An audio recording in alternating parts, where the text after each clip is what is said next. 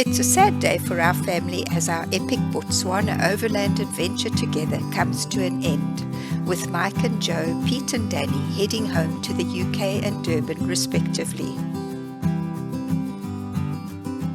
Our hearts are heavy as we say goodbye to them, but Rob and I still have a few more brilliant places to visit on our way home, and we hope that you'll join us for those. This is the route that we'll be covering for the rest of our stay in Botswana.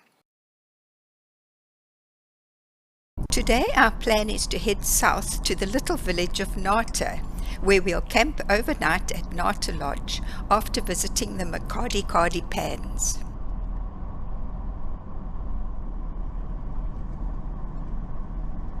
Nata is an easy 3-hour drive from Sanyati Camp, and Nata Lodge offers a very comfortable visit, whether one's camping or staying in one of their chalets.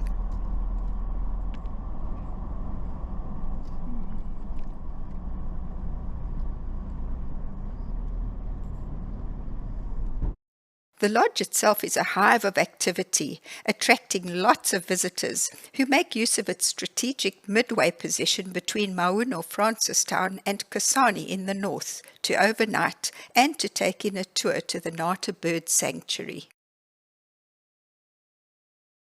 The camping area is very nice but can be sandy and requires a 4x4 in some places.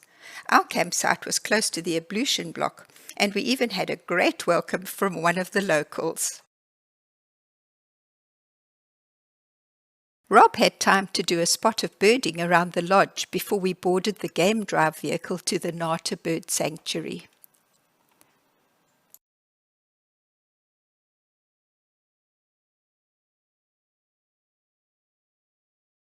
The bird sanctuary is located on Sowa Pan, one of the major salt pans that form part of the Makgadikgadi Pans, a vast network of salt flats in northeastern Botswana.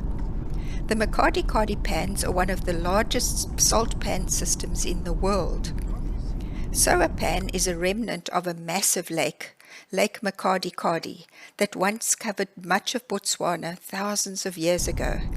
As the lake dried up, it left behind a vast salt-encrusted basin, which during the dry season appears as an endless shimmering white salt flat, and in the wet season it transforms into a shallow lake, attracting thousands of water birds. We came across a single ostrich egg lying on the ground, and our guide gave us rather a fascinating explanation for this. There's a dominant male and female in an area. So the dominant male and female are the ones who do the raising of the chicks. So the male may mate with 3 to 5 different females in the same area, who will then come and lay their eggs in the same nest as the dominant hen.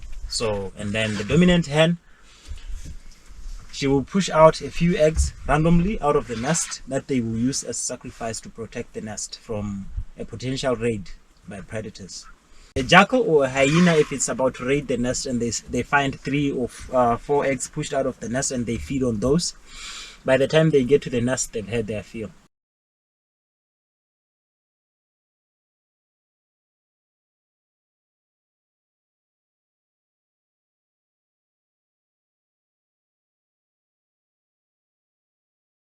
It may look like a vast expanse of desert where nothing can survive, but the pans are actually teeming with life.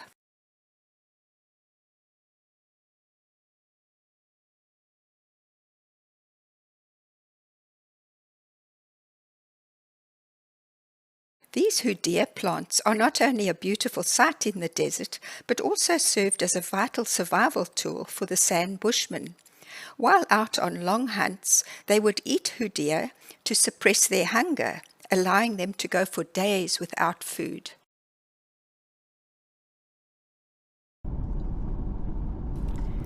The highlight of our tour was watching the sun dip below the horizon over the pan while enjoying a sundowner.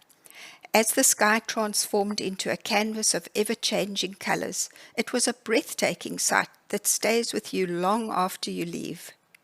Last year we witnessed a sunset here when the pan still held some water. This was during the month of May, and it created an even more spectacular and unforgettable scene.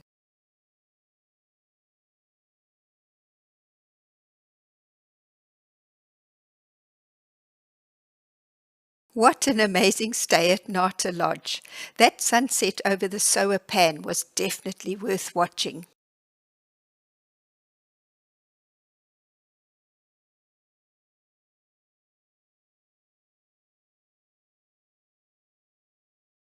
Our next destination is Planet Baobab, almost 100 kilometers from Nata. Even without a map, you'll know when you've arrived.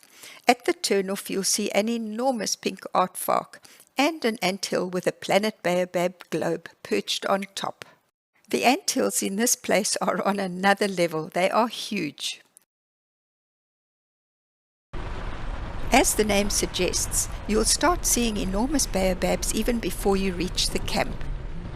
We've been really keen to stay here because their website boasts that it's the baobab capital of the world, whilst travel guide Lonely Planet rates it as one of the top 10 most interesting camps in the world.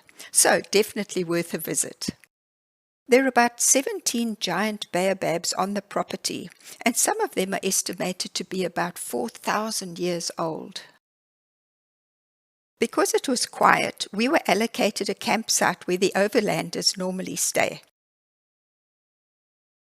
What an amazing view of all the baobabs around us.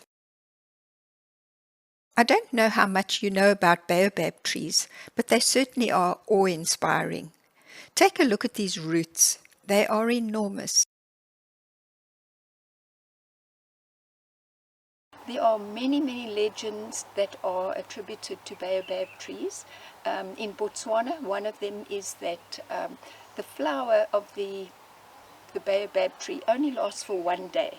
And if you are audacious enough to pluck that flower, then you will be consumed by a lion. In Namibia, they believe that if you pollute anywhere around a baobab tree, you will be engulfed by the actual tree itself, and only a woodpecker can free you. So how's that for a lovely legend? In the old days, when the Bushmen did hunting, they would chase their prey. And if the animal had to seek refuge under a baobab tree, then that animal was not allowed to be touched. They had to let it go and look for something else to kill.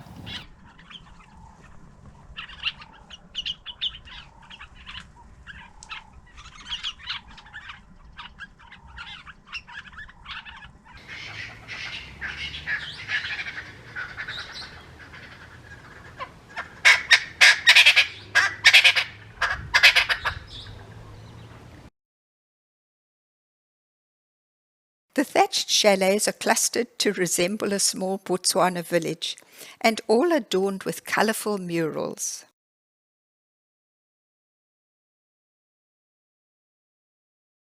One can spend time in their pub or take a dip in the very inviting swimming pool. For the more adventurous traveller, there are loads of different tours and activities on offer, although we did find the tours rather expensive.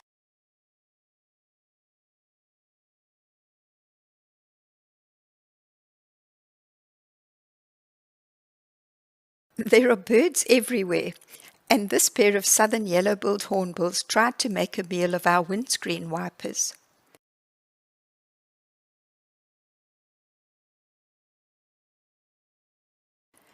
This beautiful little pearl-spotted owlet spent the night hooting in the branches just meters above our tent.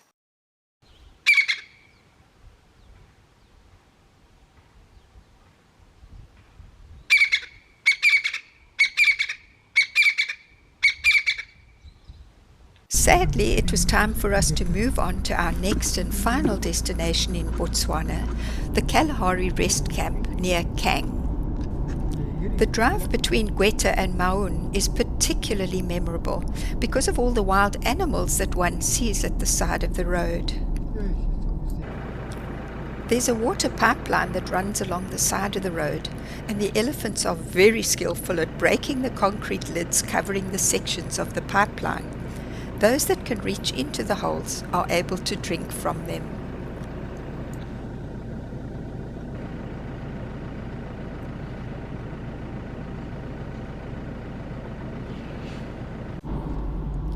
We've really come full circle with our drive back to the Cane area of Botswana. It seems like a lifetime ago that our trip started in this part of the world. The Kalahari Rest Camp is a fabulous stopover en route back to South Africa, and we really enjoyed the facilities that they offered us. The bird life was amazing too.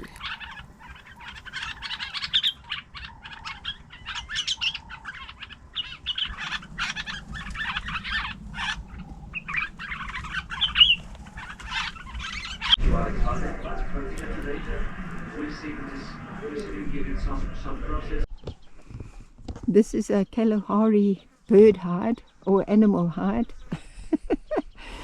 made from sticks and stuff in the bush, and they've made a lovely hole, and you can go right through there and see the water hole. How cool is that?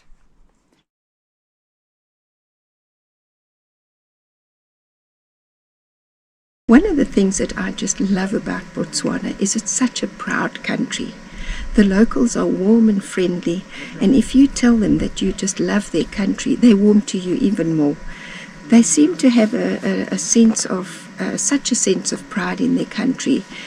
Even when it comes to their own flag and the colours of their flag, you can see signs of it everywhere, on bus shelters, on dirt bins, refuse bins. They paint the colours. We even went into a toilet in one of the rest camps, and the toilet door was painted in the colours of the Botswana flag. So you do just get the sense that they love their country, and it's special to have that sort of pride in your own country. I love it. Thanks for joining us on this incredible journey. We do hope that you've enjoyed seeing and hearing all about what Botswana has to offer. See you soon on another Wilkinson's World adventure.